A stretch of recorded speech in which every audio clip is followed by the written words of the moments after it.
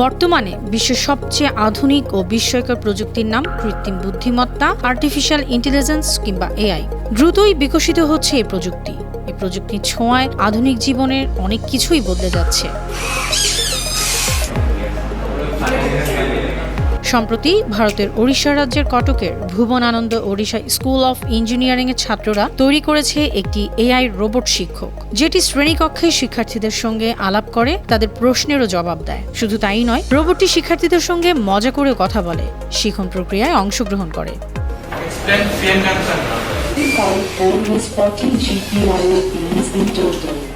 Raspberry পাই প্রযুক্তিতে এই রোবটটি তৈরি করা হয়েছে। এটি ছোট আকারের একক বোর্ড কম্পিউটার। রোবটটি মানুষের মতো ইশারা আচরণ করে। মানুষের মতো আচরণ শেখাতে রোবটটিতে 20টি মোটর ব্যবহার করা হয়েছে। স্কুলটির শিক্ষার্থী আব্দুল জাহির শেখ জানিয়েছেন, পাইথন কোডিং ভাষায় চ্যাটজিপিটির এভিআই কি ব্যবহার করে রোবটটি বানানো হয়েছে।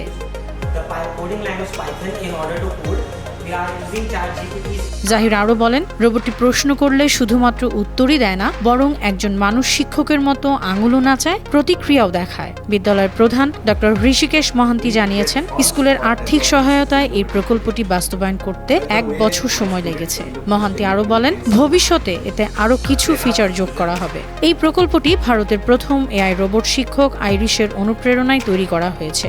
আইরিশ নামের রোবটটি চলতি বছরই কেরালার তিরুঅনন্তপুরমের কেট সিটি উচ্চ মাধ্যমিক বিদ্যালয়ের জন্য তৈরি করে দিয়েছিল maker lab edutech private limited নামে একটি প্রতিষ্ঠান।